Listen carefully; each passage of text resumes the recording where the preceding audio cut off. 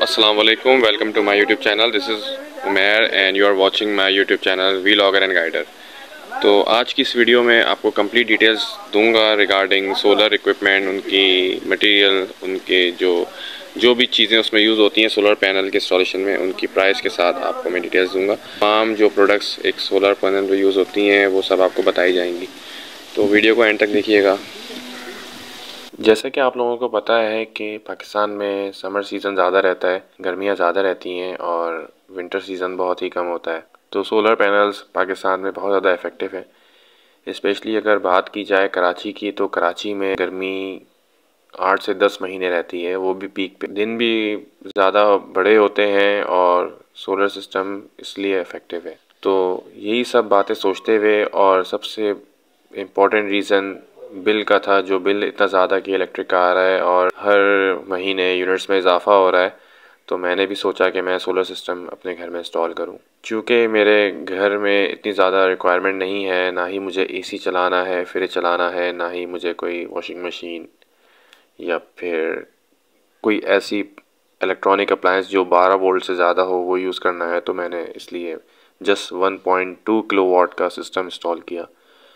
1.2 kilowatt का system से मुराद ये है कि मैंने 585 की 2 प्लेट्स लगाई। 1 किलोवाट में टोटल 1000 वाट होते हैं, तो अगर आप इसको कैलकुलेट करें तो 585 को अगर आप ऐड करें तो ये 1 किलोवाट से कुछ ज़्यादा ही बनता है, तो अप्रॉक्स ये 1.1 किलोवाट बन जाता है। इस किलोवाट से यानी 1.1 किलोवाट से आप 4 से 5 फैंस इजीली चला सकते हैं और 6 से 7 बल्ब्स इजीली चला सकते हैं।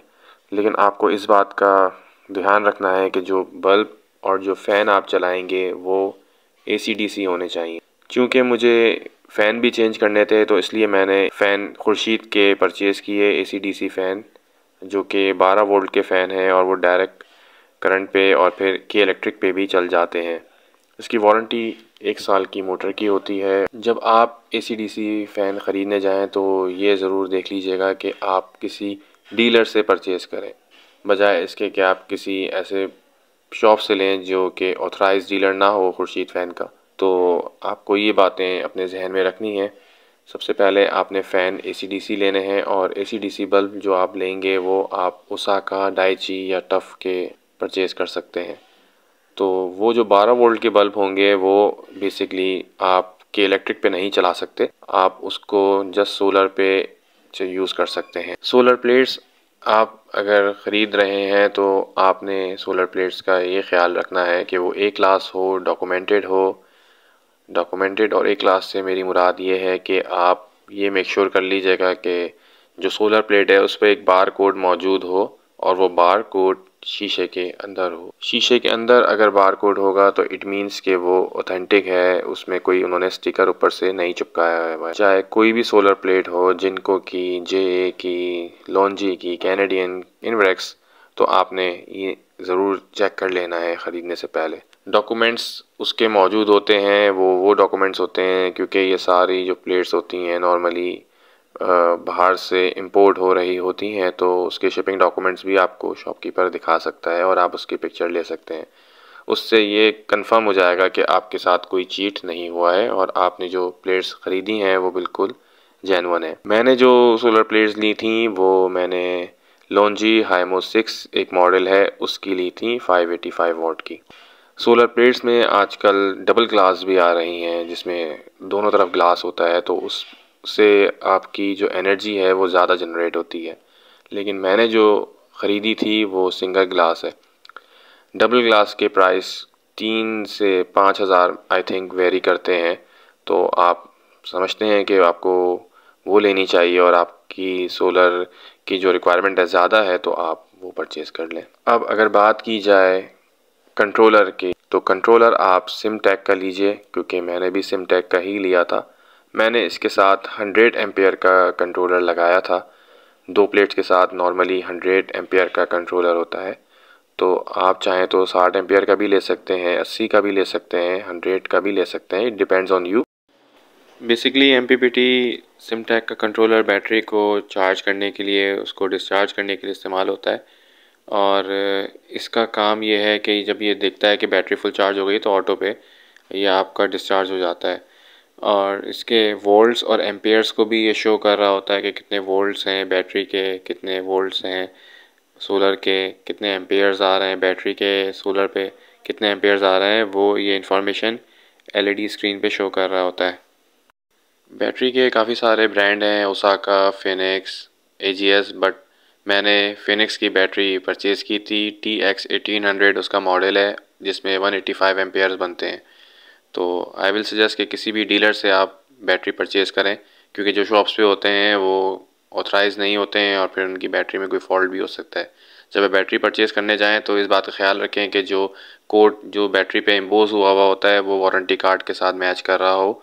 और उस कोड की मैंने आपको पिक्चर भी दिखाई कि किस तरह से कोड होता है, और उसके फिर कोड वर्ड में डेट्स होती हैं जिसको आप देख सकते हैं, टैली कर सकते हैं कि ये बैटरी कितने महीने पुरानी है, कितने साल पुरानी है।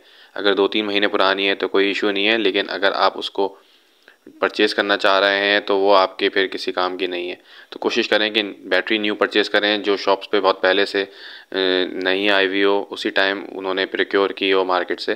तो 2-3 महीने पहले की भी अगर होगी तो it will work good for you. Basically tubular battery जो है वो बेस्ट काम करती है सोलर सिस्टम के साथ। इसके अलावा बहुत सारी कैटेगरीज़ हैं, डीप साइकिल है, ड्राई है, बट आपको चाहिए कि आप ट्यूबलर बैटरी ही सोलर सिस्टम के साथ इंस्टॉल करें। वायर जो मैंने यूज़ किया था वो स्विस केबल का यूज़ किया था। इसके अलावा मेहरान केबल, पाकिस्तान केबल, बहुत सारे वायर्स आते हैं। और मैंने फ़ैन्स के लिए जो वायर लिया था वो येलो कलर का था जो कि 2.5 mm का था, जबकि सोलर प्लेट से जो मैंने कनेक्शन दिया है MPPT पे बैटरी पे वो जो वायर था वो 6 mm का था। दोनों की प्राइस में कुछ ज़्यादा फ़र्क नहीं है, तो आप कहीं से भी कोई भी वायर ले सकते हैं, बट ये मेक श्योर कर लें कि वायर अच्छा हो, 2.5 फैंस और लाइट्स के लिए हो। येलो कलर का वायर मैंने लाइट और फ़ैन में यूज़ किया है। और जब आप वायरिंग करवाएंगे तो ये ज़रूर देख लीजिएगा कि अपने इंस्टॉलर से आप ये कहिएगा कि हर कमरे की वायर अलग अलग लेके जाए बैटरी सोलर सिस्टम तक, कंट्रोलर तक। क्योंकि अगर एक ही वायर पूरे घर की एक ही कनेक्शन जा रहा होगा, हर कमरे की वायरिंग अलग अलग नहीं हुई होगी, तो आपकी जब एक कमरे की लाइट ऑन होगी और दूसरे की लाइट और फ़ैन ऑन करेंगे तो फ्लक्चुएशन होगा और उसकी जो लाइट होगी वो डिम हो जाएगी। तो वायरिंग अलग करने से ये होता है कि आपको कोई किसी किस्म का इशू नहीं आएगा फ़ैन की स्पीड में या लाइट की रोशनी में। इस वीडियो में मैंने 2-3 चीज़ें कवर की जिसमें मैंने solar plates, MPPT controller, battery, wire, इनकी डिटेल्स आपको दी हैं। एंड आई होप आपके लिए वीडियो बहुत यूज़फुल होगी। लास्ट में मैंने एक लिस्ट भी आपको शो की है जो कि पूरी लिस्ट है जिसमें जो जो चीज़ें एक सोलर सिस्टम में इन्वॉल्व होती हैं वो इस लिस्ट में आप देख सकते हैं। यही सारा सामान आपको चाहिए होगा अगर आप 1.1 किलोवाट का एक सिस्टम अपने घर पे इंस्टॉल करना चाह रहे हैं। मेरी ये वीडियो अगर आपको अच्छी लगी है तो प्लीज़ मेरे चैनल को सब्सक्राइब करें और बेल आइकन पर क्लिक करें ताकि आने वाली हर वीडियो का नोटिफिकेशन आपको रिसीव हो जाए। Thank you for watching. अल्लाह हाफिज़।